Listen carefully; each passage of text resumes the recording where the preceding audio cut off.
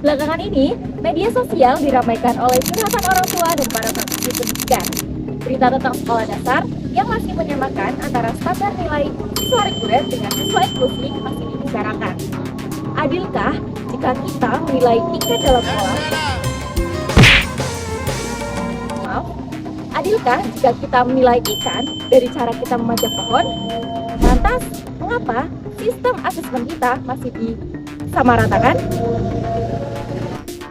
Untuk menjawab keresahan tersebut, kami kelompok 3 akan berbeda tentang asesmen peserta didik berkebutuhan khusus dan implementasi pendidikan inklusi di SD Kedung Bane 02 Kota Semarang. Yuk ikuti kami! Labana, are you ready? Kitau, kitau, kitau mania.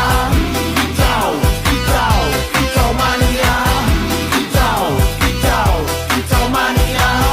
Kitau, kitau, kitau mania.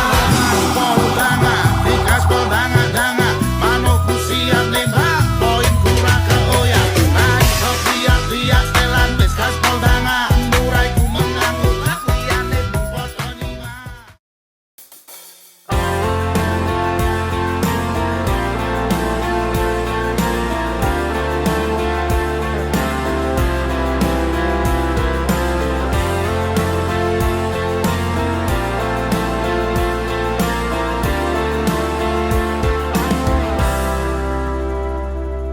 Setiap anak lahir membawa cahayanya masing-masing. Di dalam satu ruang kelas yang sama, keragaman itu hadir dalam wujud siswa inklusi.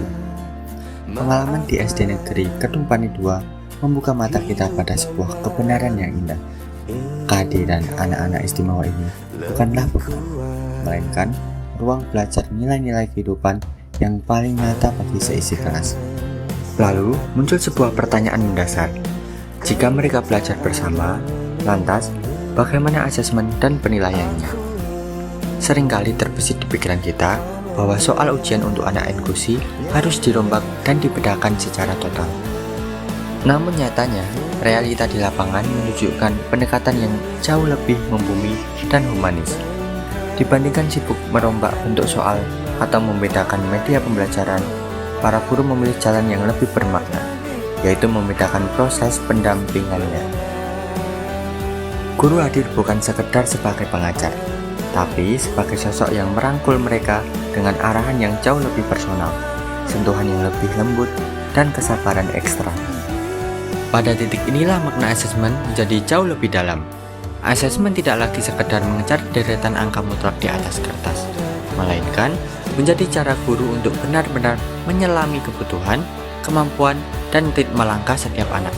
Tentu saja, kehangatan ekosistem belajar seperti ini tidak bisa berdiri sendiri. Kuncinya ada pada jalinan komunikasi dua arah yang sangat erat antara pihak sekolah dan orang tua murid. Dari sisi regulasi, dukungan dinas terkait juga turut membuka jalan untuk terus mengupayakan fasilitas yang lebih ramah inklusi.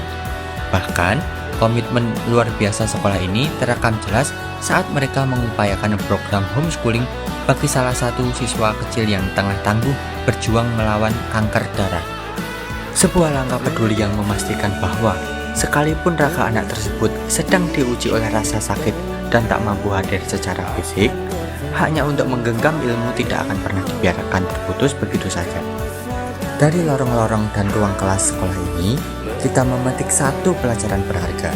Pendidikan inklusi ternyata bukan sekedar urusan administratif, menyatukan anak-anak yang berbeda dalam satu ruangan kelas. Lebih dari itu, inklusi adalah tentang bagaimana kita merespon kebutuhan mereka dengan kelapangan hati. Setiap anak, tanpa terkecuali, pasti akan menemukan jalannya sendiri untuk tumbuh menjadi versi yang paling bersinar dari dirinya.